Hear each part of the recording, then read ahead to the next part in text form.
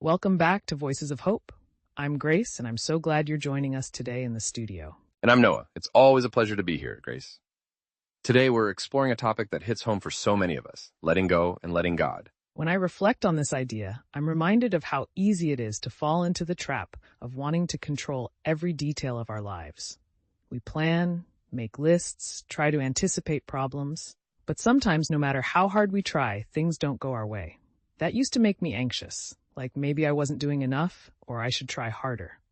Absolutely, Grace. I think it's something almost everyone struggles with, especially in today's world. We're surrounded by messages telling us to take charge and make things happen. But faith asks us to do something that feels counterintuitive, to step back, surrender our need to control, and trust that God is weaving everything together for our good, even when we can't see the pattern. Right. It reminds me of the verse from Proverbs. Trust in the Lord with all your heart and lean not on your own understanding. That's easier said than done, though. There are seasons when I've tried to keep every plate spinning, only to realize the more I hold on, the heavier everything feels. I know exactly what you mean. For me, letting go hasn't been about giving up. It's about handing over what was never meant to be fully in my control. When I was younger, I thought surrender meant weakness.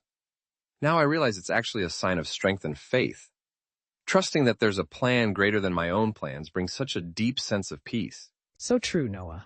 There have been moments in my life where I prayed and then found myself still clinging to my old ways out of habit. It's like you're saying, God, I trust you with your lips, but your hands are still holding on tight. That's such an honest point, Grace, and I think a lot of listeners can relate to that tension. The head says trust, but the heart finds it hard to release. Yes. Let's talk a little about why letting go is so hard. Sometimes it's about fear. Fear of the unknown, fear of losing something we care about, fear of being disappointed. Other times, it's just the comfort of what's familiar, even if it's not the best for us. I found that my fear is usually strongest right before I let go, but after surrendering, peace begins to fill the space where my worries used to live. It's a shift from anxiety to assurance, even if the situation itself hasn't changed yet. I think that's really the beauty of letting God take over, knowing that even when we feel powerless, we're not alone. That's beautifully said, Noah. And it's important to remember that surrendering to God doesn't mean we stop making good choices or stop caring. It means we do what we can, but trust God with the outcomes. Exactly. And sometimes the outcome is better than we ever imagined. There have been times when I thought I knew what was best for my life, but when I trusted God and allowed Him to redirect me, sometimes through a closed door or a detour, I saw later that it was the right path all along. I've experienced that too. For example, there was a situation where I kept pushing for something I wanted so badly, but it just wasn't happening. I was stressed and frustrated, convinced that if I just worked harder, prayed more, or hustled longer, it would work out. But the moment I finally said, God, I release this to you, I felt a lightness, like a weight lifted. And in time, something so much better came along that I couldn't have planned for myself. That kind of peace really is priceless, isn't it, Grace? And for anyone listening who's facing that struggle right now, I'd encourage you, take a deep breath and remember you're not relinquishing hope. You're entrusting your hope to someone infinitely wiser and stronger. That's so encouraging.